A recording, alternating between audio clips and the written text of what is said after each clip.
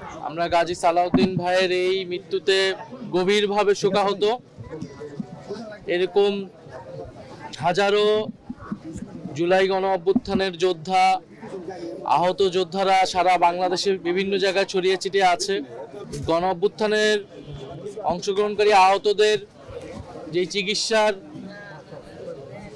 সুচিকিৎসার দায়িত্ব এই অন্তর্বর্তী সরকারের ছিল, তারা তা সম্পূর্ণরূপে পালন করতে পারেনি বিধায় আমরা এখনো আমাদের লাশের সারি বাড়তেছে,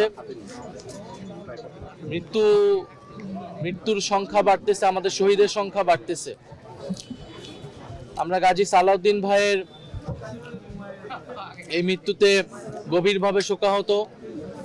আমরা সরকারের প্রতি দৃঢ়ভাবে বলতে চাই, আমাদের যারা গণ অভ্যুত্থানের আহত যোদ্ধা যারা রয়েছেন, এখনো যারা কাতরাচ্ছেন, এখনো যাদের শরীরে স্প্লিন্টার রয়েছে, যারা নানাভাবে অঙ্গ ক্ষতিগ্রস্ত রয়েছে, তাদের সর্বাত্মকভাবে সর্বোচ্চ পরিমাণে যতটুকু সহযোগিতা করা প্রয়োজন, চিকিৎসার নেওয়া প্রয়োজন, সেটুকু যাতে সরকারের জায়গা থেকে করে। এবং এই চিকিৎসা, অনেকে যে ক্ষতিগ্রস্ত হয়েছে, এটা তাদের দীর্ঘমেয়াদী চিকিৎসা প্রয়োজন। হয়তো সাময়িক একটা চিকিৎসা অনেকেই পেয়েছে, কিন্তু দীর্ঘমেয়াদী চিকিৎসাগুলো যদি অব্যাহত না থাকে, তাহলে এরকম ঘটনা কিন্তু ঘটতে থাকবে। ফলে এখন আমরা নির্বাচনের ডামাডোলে যাতে আমাদের এই আহত ভাইদের কথা, আমাদের এই শহীদ পরিবারদের কথা ভুলে না যাই, না হলে আমাদের এই গাজী সালাউদ্দিন ভাইয়ের মতো এরকম অনেকেই কিন্তু মৃত্যুবরণ করতে থাকবে। ফলে এই যে তাদের স্বাস্থ্য সুবিধার কথা যেটা বলা হয়েছে, এইটা নিয়েও নানা অভিযোগ আছে। এবং পরবর্তী নির্বাচিত সরকার যেই আসুক না কেন, আমাদের এই চিকিৎসা যাতে অব্যাহত থাকে, সেই কমিটমেন্টটা যাতে সবার প্রতি সবার জায়গা থেকে থাকে। এবং গাজী সালাউদ্দিন ভাইয়ের পরিবারের পাশে আমরা আছি। আমরা কর্তৃপক্ষের কাছেও সরকারের কাছেও আহ্বান জানাবো, তাদের পরিবারের দায়িত্ব যাতে রাষ্ট্র নেয়। ওনার দুটি সন্তান রয়েছে, ওনার স্ত্রী অসুস্থ। এবং গাজী সালাউদ্দিন ভাই ওনার একটা কথা আমরা শুনতে পেয়েছি যে উনি মারা যাবার কয়েকদিন আগে উনি একটা রাজনৈতিক দলের নেতাকর্মীদের দ্বারা তিনি হেনস্থার শিকার হয়েছিলেন। ফলে এরকম জুলাই যোদ্ধারা যারা বাংলাদেশের বিভিন্ন অঞ্চলে রয়েছেন, তাদের এরকম রাজনৈতিক নিরাপত্তা সংকটও রয়েছে।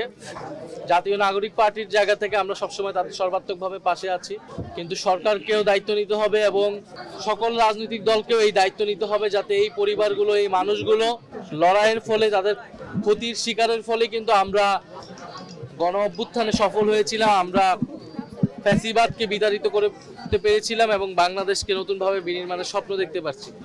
ফলে তাদের প্রতি সেই সম্মান, তাদের প্রতি যাতে সেই সহমর্মিতা আমাদের এবং সেই শ্রদ্ধা আমাদের সবসময় থাকে। আমরা এখানে শুনতে পেয়েছি স্থানীয় বিএনপির কয়েকজন নেতাকর্মী দ্বারা তিনি হেনস্থার শিকার হয়েছেন, পরে এটা থানা পুলিশ পর্যন্ত গিয়েছিল। ফলে আর আওয়ামী লীগের জায়গা থেকে তো আমাদের যারা গণ অভ্যুত্থানের যোদ্ধা ছিলেন, তারা সবসময় হেনস্থার শিকার হয় বা একটা থ্রেটের মধ্যে থাকে। আমরা এরকমটা ওনার পরিবারের কাছ থেকে শুনতে পেয়েছি। আমরা খুব স্পষ্টভাবে বলেছি যে আমরা এককভাবে নির্বাচনের প্রস্তুতি নিচ্ছি এবং সেক্ষেত্রে আমরা 300 আসনই আমাদের লক্ষ্য।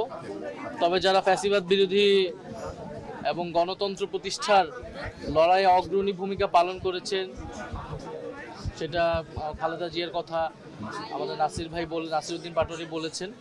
ওনাদের বিষয়ে আমরা ওনাদের সম্মানে হয়তো আমরা সেসব জায়গায় আমরা প্রার্থী দিব না, বাট এছাড়া আমাদের সর্বাধিক আসনে আমরা আমাদের প্রার্থী শাপলা কলির জন্য আমরা প্রার্থী দিব এবং বাংলাদেশের মানুষের কাছে আমরা সেই আহ্বান জানিয়েছি।